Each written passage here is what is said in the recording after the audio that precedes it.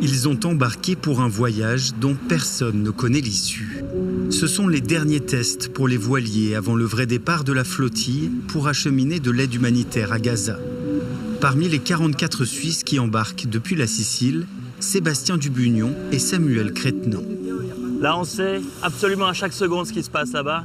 Il faut absolument qu'on aille là-bas et qu'on arrête ça. Pour réveiller les gens, pour dire mais c'est vrai, il faut ouvrir, il faut forcer le passage. Personne ne sait comment la marine israélienne réagira. Nous avons suivi 2 romans prêts à prendre beaucoup de risques pour Gaza. «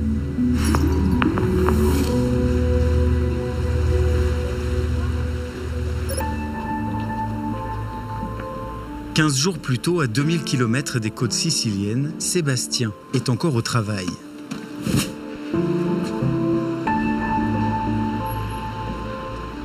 Avec sa femme Kata, il exploite un restaurant bistrot au cœur de Lausanne. Sébastien n'a jamais milité pour un parti politique. Il se dit simplement incapable de rester les bras croisés face à la tragédie. La politique suisse ne fait rien et même agit dans le sens du génocide, dans le sens de l'anéantissement d'un peuple. Donc je suis complice personnellement si je n'agis pas. Si on veut pouvoir dire plus tard qu'on a fait ce qu'on a pu, il faut l'avoir fait. On ne peut pas dire qu'on a fait ce qu'on a pu alors qu'on ne l'a pas fait. Dans leur restaurant, le couple avait déjà cherché des solutions pour venir en aide. Très tôt, on a commencé à vendre un thé froid dont les bénéfices reviennent à une organisation qui gère des cuisines de rue à Gaza. Et puis ça, c'était une première manière de dire qu'est-ce qu'on peut faire à notre échelle, au lieu de dire je ne peux rien faire. Mais cette action leur semble bien dérisoire. Alors quand le projet de flottille internationale est lancé, la famille en parle régulièrement.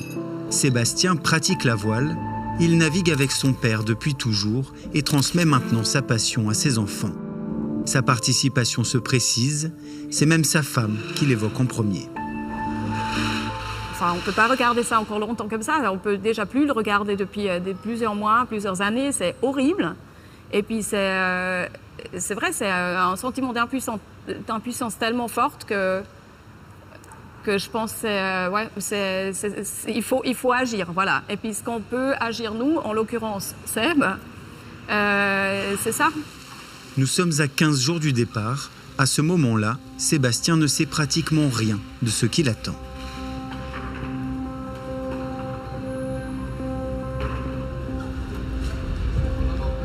Au même moment, Samuel Crétenant, 51 ans, archéologue et éditeur, revient là où tout a commencé, la gare de Neuchâtel. Fin 2023, il vient se poster ici tous les jours avec cette pancarte. Il y a peu de gens qui osent parler et moi c'est insupportable de me taire. Et j'étais prostré chez moi en voyant les images en continu. J'avais besoin moi d'aller au contact des gens et savoir s'ils étaient conscients de ce qui se passait. Depuis, ce chiffre a augmenté. L'UNICEF évoque aujourd'hui 50 000 enfants blessés ou tués. Samuel ne dit rien, mais souvent, des gens s'arrêtent. Ouais, c'est triste. Nous, le peuple, on n'a rien à dire. Eux, ils injectent notre argent pour la guerre, le machin, c'est dégueulasse. Je ne comprends pas que le peuple, il dort. Mais il se réveille. Il se réveille et c'est pour ça qu'on a ouvert les candidatures. Il y a 27 000 personnes qui sont inscrites pour venir sur les bateaux du monde entier.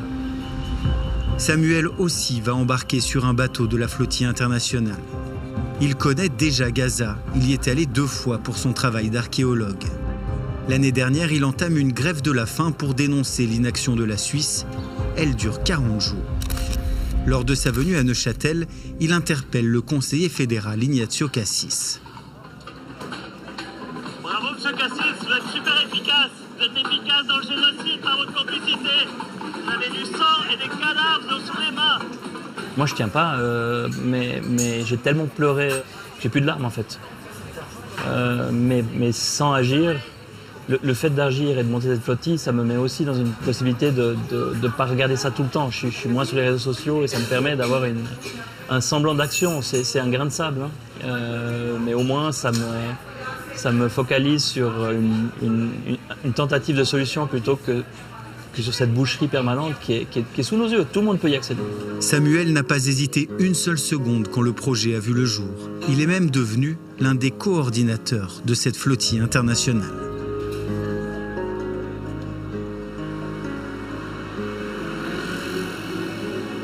Nous retrouvons Sébastien la veille du départ à Lausanne, en pleine préparation de son sac. Alors là, je mets toute une série de vieux caleçons que de toute façon, s'ils ne reviennent pas, ça me va.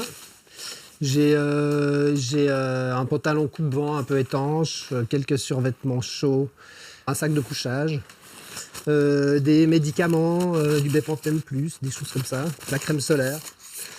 Oui, alors ça, c'est Kata qui m'a mis. Effectivement, bon, moi, je prends jamais rien normalement. Puis c'est vrai que c'est pas si bête, c'est qu'il paraît que ça aide sur une très courte période à s'endormir. Au moins qui te donne. Impossible de ne pas gamberger quand on quitte ses enfants pour un mois, avec le risque d'être arrêté, voire même pire, si les choses tournaient mal. C'est déjà arrivé lors de la toute première flottille, il y a 15 ans. 9 personnes avaient été abattues par les soldats israéliens. Ça, c'est en France. Je peux pas imaginer ça. Déjà, je supporte assez mal ça. Et puis, je peux pas imaginer parce que c'est pas l'objectif. On a un objectif pacifique. Il n'y a aucune raison que ça tourne à autre chose que des arrestations qui seraient déjà suffisamment violentes, à mon avis, par rapport aux personnes qu'on est. Vous êtes prêt à prendre ce risque? Non, en fait, non, mais oui, j'y vais. Ouais. Là, vous êtes que deux. Le lendemain, c'est l'heure pour la délégation suisse. Sébastien et Samuel, qui ne se connaissent pas, se retrouvent à l'aéroport. Ça va? Pas trop fatigué non plus? Un peu, ouais, non, c'est très chargé ces derniers temps. Puis, j'y endors pas très tranquille quand même, parce qu'il y a plein de trucs à penser. Mais... La famille de Sébastien est aussi là. Son fils, Malo, a du mal à voir son père partir. Je sais pas combien de temps ça va durer. Et puis, voilà, c'est quand même un truc que je connais pas, c'est l'inconnu, quoi. Ça fait peur. Je suis quand même fier de mon père, quoi. Ça impressionne. Je sais pas comment il fait, mais voilà, quoi, j'ai quand même peur. Parmi la délégation, Hicham El Gaoui. D'origine marocaine, ce médecin établi en Valais est allé plusieurs fois à Gaza l'année dernière avec une ONG. Revenu bouleversé, c'est lui qui a décidé de monter l'association suisse. Et peu importe si les précédentes flottilles ont toutes échoué à briser le blocus israélien. Si vous voyez vos enfants dans votre maison en feu, est-ce que vous allez calculer le taux de probabilité que vous avez pour les sauver ou vous allez foncer et vous allez les sauver? Je pense que nous tous, on va juste foncer pour aller sauver. Ce qui se passe à Gaza, ce n'est pas une situation juste difficile ou inquiétante. C'est une situation cataclysmique, infernale. Et donc qui justifie aujourd'hui de faire des actions comme celle-ci, même si la probabilité de réussite est faible. Car elle est faible, clairement. Pour Samuel, comme pour Sébastien, l'heure du départ a sonné, l'émotion est forte.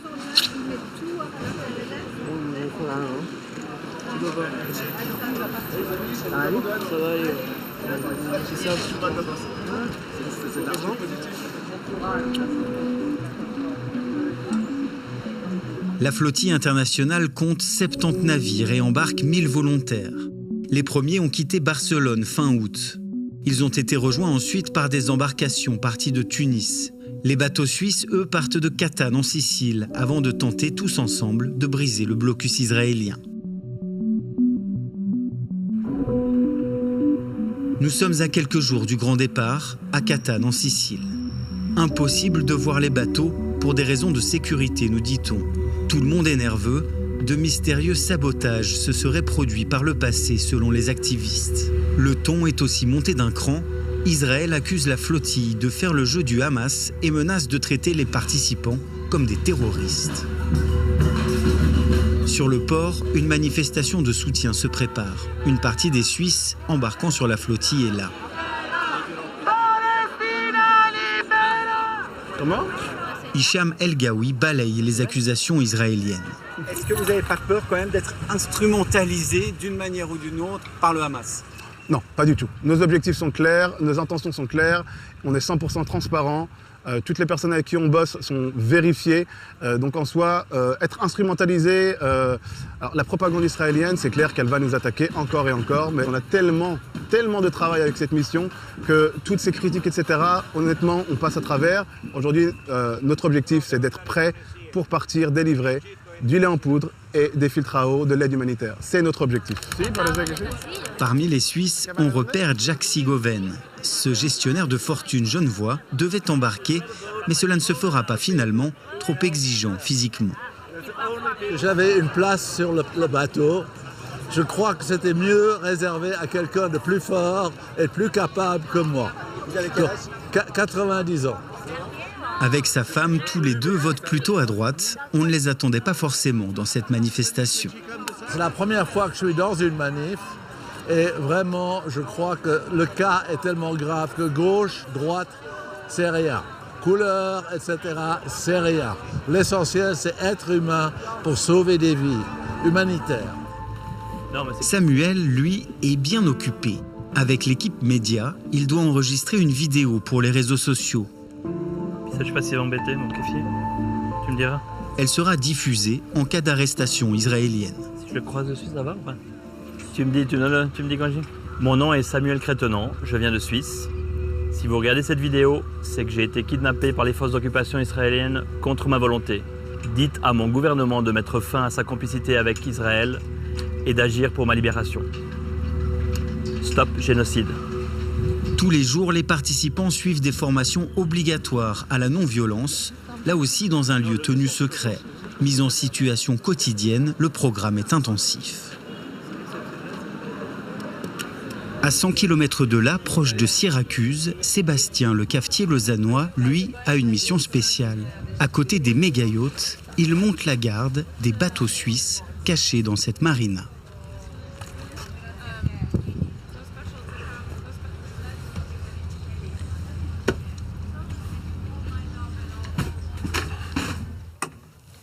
Moi, je me suis mis là, parce que comme ça, je suis tranquille. Je peux me lever quand je veux sans réveiller personne. Puis je suis pas là pour dormir. Il est exténué, il passe ses journées à réparer des moteurs. Ça, c'est mon job. C'est lui. C'est le Volvo Panda. Certains bateaux sont en mauvais état et le temps presse. On travaille de très tôt le matin à très tard le soir pour que les bateaux soient prêts à temps. Puis en même temps, on doit se préparer à la navigation, parce qu'on est là d'abord pour naviguer. Et puis en même temps, on a croisé plusieurs navires de guerre italiens. Puis on disait c'est quand même surréaliste que nous, avec nos petits bateaux, il fait 38 pieds, celui-ci il en fait 46. On est là à naviguer, entasser pour essayer de faire quelque chose pour sauver la situation, alors qu'eux, ils ont des énormes bâtiments de guerre, puis ce serait à eux d'y aller, puis d'ouvrir ce corridor, pas à nous.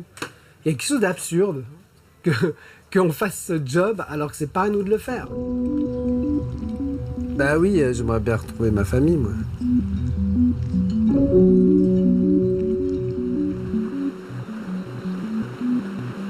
Le lendemain, l'équipage largue les amarres pour un autre port sur les côtes siciliennes. Il y a une Canadienne, un Belge et un Marocain. Tous ont payé de leur poche leur voyage pour venir ici. Malgré la peur, la détermination de Sébastien et Samuel a encore augmenté. Si on ne lutte pas contre le fascisme là-bas, un jour il frappera nos portes. Si on peut aujourd'hui, en 2025, affamer et tuer, brûler vifs des enfants, un jour ce sera chez nous. La flottille doit partir cette semaine avec l'espoir que le gouvernement israélien laisse accoster ses voiliers sur les rivages de Gaza.